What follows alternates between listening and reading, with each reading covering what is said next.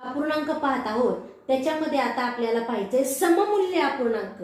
सम म्हणजे सारखा, मूल्य म्हणजे किंमत असणारा, सारखी किंमत असणारा अपूर्णांक.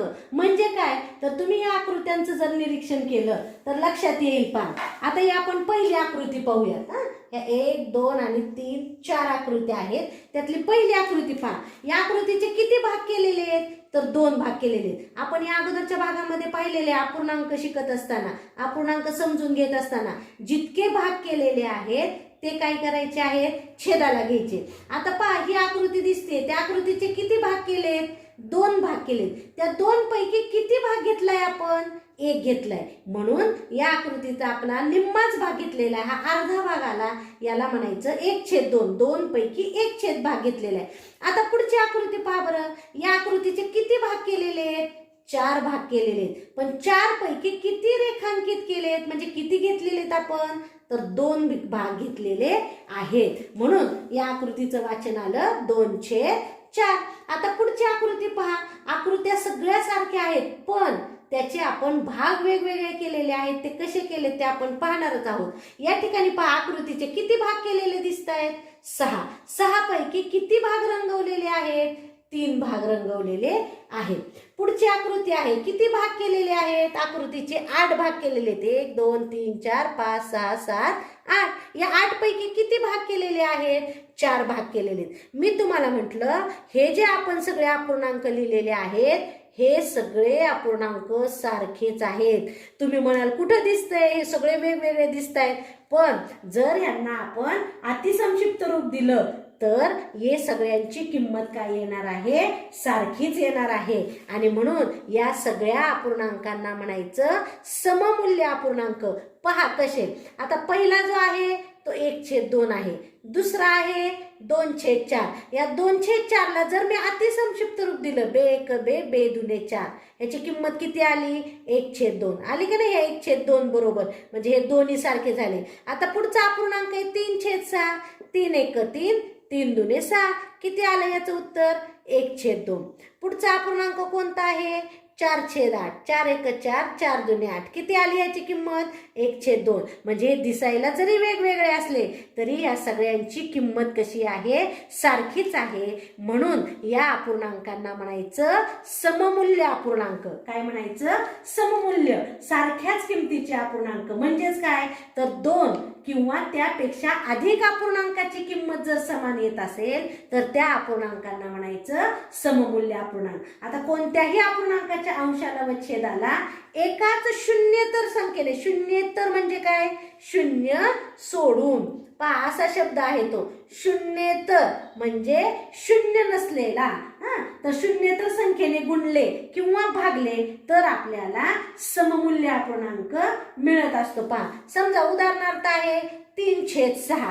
3/6 या अपूर्णांकाला जर आपण छेदाला पण 2 ने गुणलं आणि अंशाला पण 2 ने गुणलं तर आपल्याला कोणता अपूर्णांक मिळतो, 3 2 6 6 2 12. म्हणजेच 3/6 आणि 6/12 हा काय आहे, सममूल्य अपूर्णांक आहे. म्हणजेच एखाद्या अपूर्णांकाला सारख्याच संख्येने गुणलं किंवा सारख्याच संख्येने भागलं तर येणारा जो अपूर्णांक असतो त्याला म्हणायचं सममूल्य अपूर्णांक.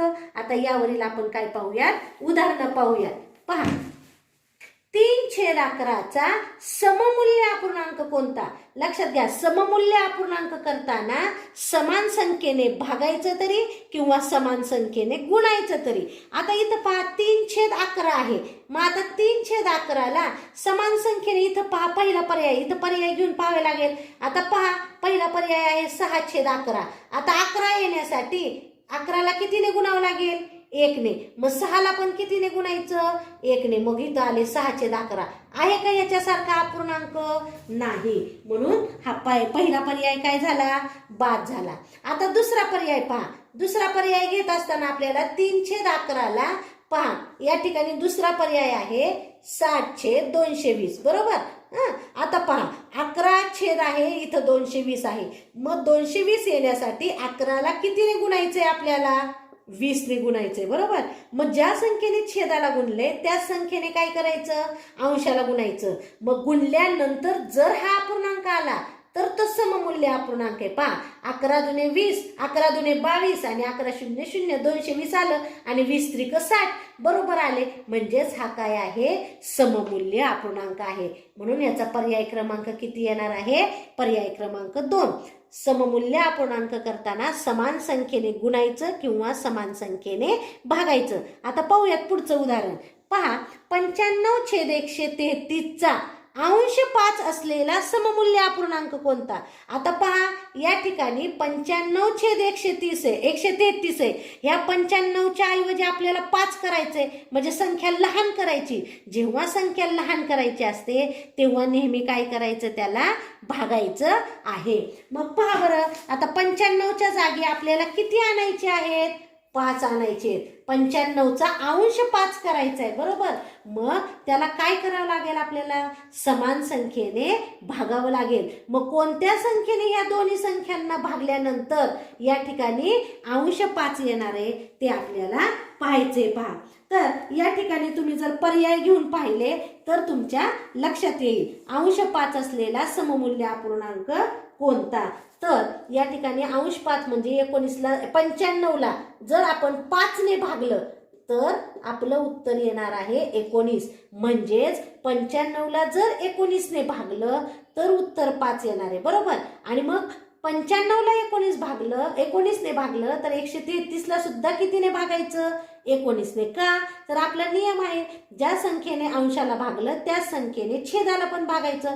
मग 133ला जर आपण 19 ने भागलं तर उत्तर किती येणार आहे, 7 येणार आहे. तुम्ही भागाकार करून पाहू शकता. मग हा 5/7 असलेला पर्याय कोणता आहे, तर पर्याय क्रमांक 1. या ठिकाणी आपण या अगोदरच्या उदाहरणामध्ये समान संख्येने गुणलेला आहे आणि नंतरच्या उदाहरणामध्ये समान संख्येने भागलेला आहे. समान संख्येने भागलं किंवा गुणलं असता आपल्याला सममूल्य अपूर्णांक मिळतो. आता आपण आणखीन काही उदाहरणं पाहूयात.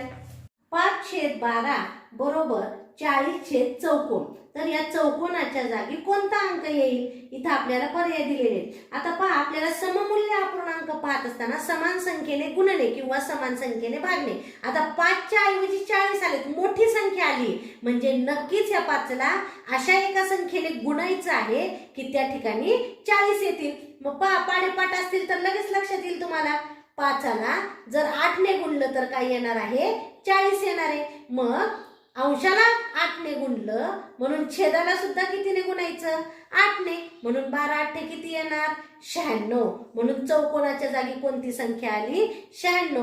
म्हणून पर्याय क्रमांक किती आला, 4. लक्षात घ्या दिलेल्या संख्येपेक्षा मोठी संख्या विचारली असेल तर गुणायचं आणि दिलेल्या संख्येपेक्षा लहान संख्या विचारली असेल तर भागायचं. आपण तसं पुढचं गणित घेऊयात. पहा पुढील पैकी चौकटीत येणारी योग्य संख्या कोणती. पुढील पैकी चौकटीत येणारी योग्य संख्या कोणती. आता पहा बरं इथं 21/35 बरोबर चौकोन छेद 5. 35च्या ऐवजी 5 हे लहान आले का मोठे आले, लहान आले. म्हणजे नक्कीच या संख्येला काय करायचंय, आपल्याला भागायचं आहे.